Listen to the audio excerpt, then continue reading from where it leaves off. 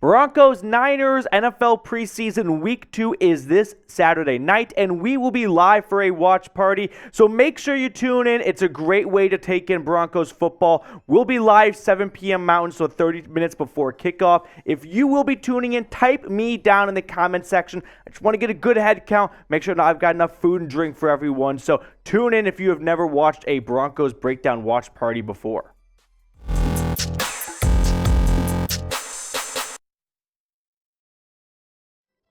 Coming up on today's show, we have some roster moves to go over. Plus, I've got 5 players to watch for in preseason week 2. So welcome into the Broncos Breakdown. Matthew Peterson from Chat Sports here, getting things started with the latest roster moves. And that was the signing of running back / primarily kick return special team specialist Dwayne Washington. Now, no surprise, you probably saw this one coming a mile away. Yes, he did indeed play under Sean Payton in New Orleans from 2018 to 2021. He started his career off in the Motor City with the Lions, and then he found a home for Payton as a special teamer for a good stretch of time there. Now, the Broncos did have to make a corresponding move to open up a roster spot, and the defensive lineman, Forrest Merrill, who was only on the team for 11 days, he got injured in the first week of the preseason, so he was waived with injury designation to clear a path for Dwayne Washington, who joins a running back room that has a nicked up Tyler Beatty on it. So I think Sean Payton just wants to make sure they've got enough horses on their bench for the preseason to make sure that no one's overworked and you don't get an injury because someone has to play more snaps than prescribed, and then you get, unlucky injury happening. But some background on Washington in case you're unfamiliar. He's not a phenomenal rusher in his NFL career. Through 7 seasons, just 168 carries. I mean, that's usually what your RB2 gets on a good season, and he's got that through 7 years, 592 yards and 1 score. But like I said, he's got a lot of experience in special teams. That's why he has stuck around so long. It's not because of what he does out of the backfield. It's because of his grittiness and his effort on special teams, one of the more underappreciated elements of our game.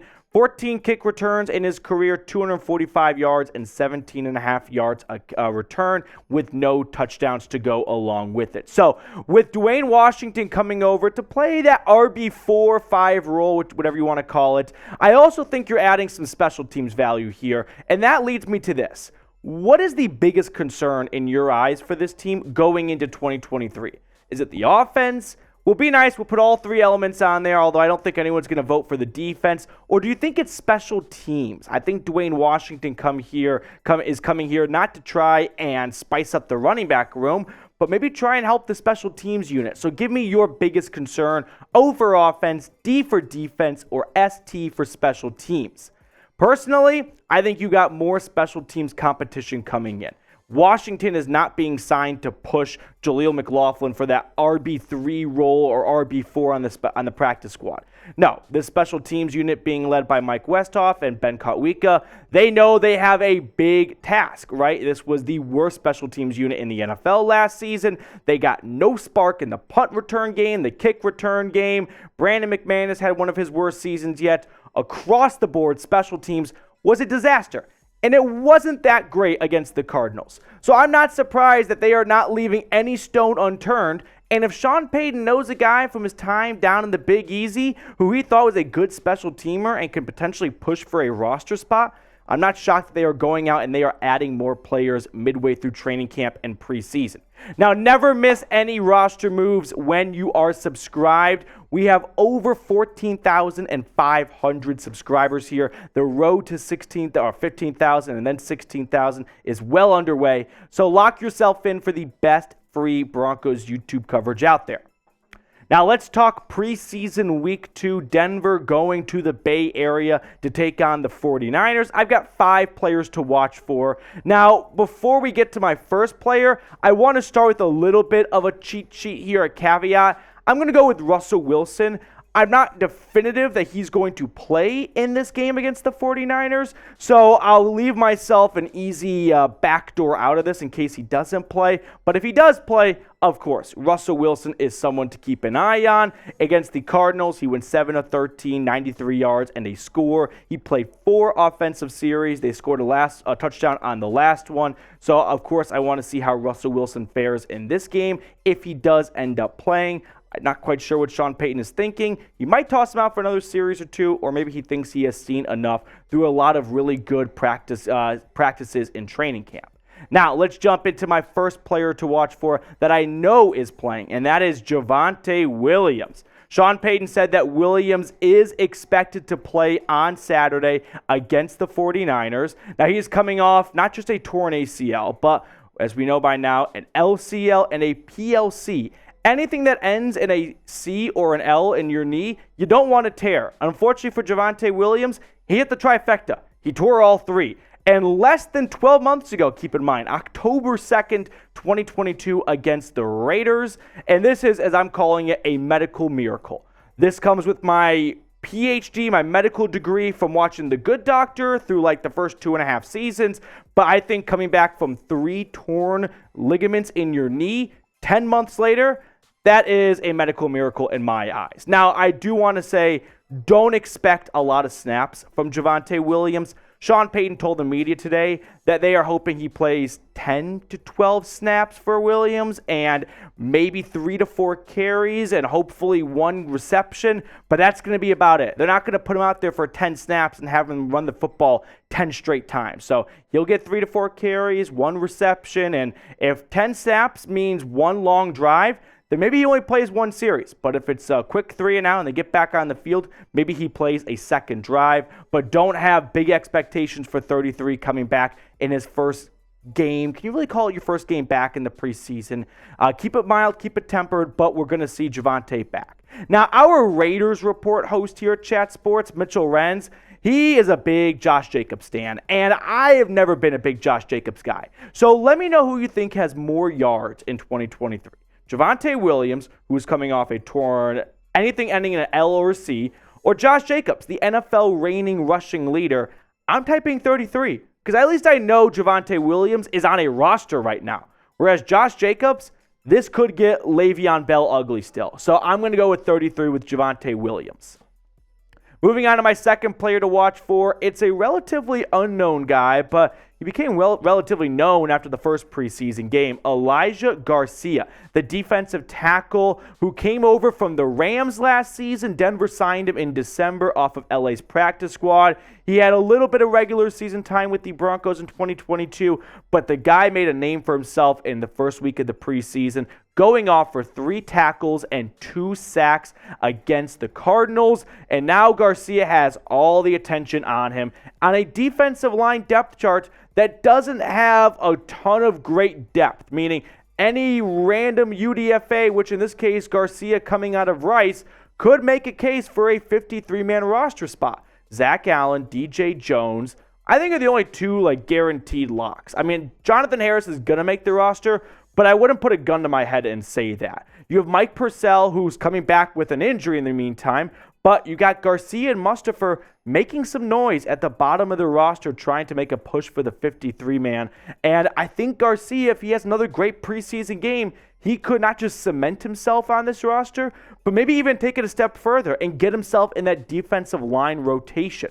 Now, all this is really possible because Mike Purcell has been out all training camp and preseason long with an injury. The guy's a vet. It's not his first training camp, so Denver's not overly concerned about what he's missing. But at the same time, there is a new sheriff in town. You've got Sean Payton, new DC, new everything. So maybe the coaching staff will hold that against Purcell, thinking, hey, we are going a different direction. You are behind. You haven't been here all training camp long. So we're going to move on and go with Garcia and PJ Mustafa. So I wouldn't rule that out as a possibility. So unfortunately for Purcell, someone that's got a ton of NFL experience, has been with the Broncos for quite some time. If he continues to miss time, I worry about his roster status with Garcia's stock quickly rising. Third player to watch for against the Niners, how about outside linebacker Nik Bonitto? Now, maybe by the time you're watching this, you got some news on Bonitto's status. The guy did miss a little bit of time earlier this week with a hip injury, but he did return to practice, which to me is a good sign that he will play against the 49ers. And I would love to see more of Nik Bonitto because against the Cardinals, 3 tackles, half a sack, he looked like a different man, right? He put on a lot of weight, good weight. It's best shape of life season in Denver, and there are a lot of guys in this bucket, and Nik Bonitto is one of them. And he's in a linebacker room that's going to be a outside linebacker by committee. Randy Gregory has been relatively healthy so far throughout training camp and preseason, along with Frank Clark. But you've got Baron Browning on the PUP list. You have Jonathan Cooper turning heads. If you can add a breakout year from the former second rounder out of OU this year, Bonitto could maybe tally up, I don't want to say double-digit sack numbers, but if you got like 5 to 7 sacks out of Nik Bonitto, that would feel like a really big year for the former Sooner. So what do you guys think? Over or under 4 sacks for Nik Bonitto in 2023? Producer Sam, Broncos fan, OU grad, he's pumping the over. He is putting his entire payroll on the over. So let me know what you think, O for over or U for under. Fourth guy to watch for, kicker Brett Maher. This one kind of writes itself. Am I right? Brett Maher against the Cardinals went 0 for 2 from field goal land. He had a 47-yard miss and a 52-yarder blocked, but the block really wasn't on him. But it still goes down as 0 for 2. And with Denver moving on from the other kicker, Elliott Fry, with injury designation, Brett Maher, he's got the runway. He's got an opportunity to take off, steal the job, and never look back and run away with it. And the last time we saw him kick in training camp, August 15th, he went pretty well. I mean, he had makes from 33, 38, 40, 43, 50, and a 59-yarder and a 2-minute simulation to go to overtime. So a lot of pressure on the offense. But he did have 2 misses from 45 and 53. The 53 banged off the upright. But all in all, Brett Maher's looked good in practice following a rocky preseason debut. But yeah, if he has another 0 for 2 day, you can expect another kicker in Dove Valley on the Sunday or Monday morning whenever the team gets back to the facility. Fifth and final player I want you guys to watch for in this game is Drew Sanders, the rookie linebacker from Arkansas. So we haven't talked a ton about Drew Sanders, I feel like, during training camp, and that's going to change now because Sean Payton had some really nice things to say about the former Razorback. Here's what Sean had to say.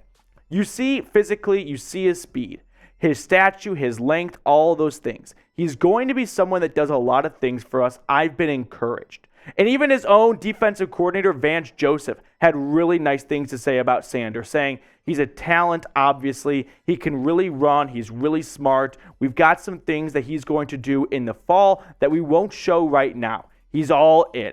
Now we're focused on good linebacker and playing good dime for us on third down. He's a guy that's improving every single day. He makes a play a day that no one else can make. The talent is obvious. Drew Sanders is a hype train that I've been the conductor for really since they took him in the second day of the 2023 NFL Draft. Not surprised that they have a lot of fun specialty blitz packages being drawn up for him, and they're not going to waste those in preseason football. They do the most vanilla offensive and defensive plays in preseason. Preseason is really about, can you execute the basics, right? And then when we get to the regular season, and most importantly, we get our starters on the field, then we toss in all the fun wrinkles. But we're not going to waste that on a meaningless preseason game that ultimately doesn't impact the rest of our year if we win or lose. So Drew Sanders, definitely someone to keep an eye on in the second preseason go-around against the Niners. To wrap up the show, let's get to my summer hot takes. It is a blistering 94 degrees in Denver today, so it had to be an extra spicy first take hot take. My first take hot take today is maybe the most bold one I've ever done. Brett Maher walks it off for the Broncos against the Raiders week 1. After a bit of a rocky training camp and preseason, the guy was clutch in the regular season last year for Dallas. He had lots of makes, over 50 yards, and I think he does it again this time. So mark me down as someone who's predicting a Pat Surtain pick 6 on the first series for the Raiders and Brett Maher walk-off field goal against the Raiders week 1 to get Denver in the win column to start 2023 off.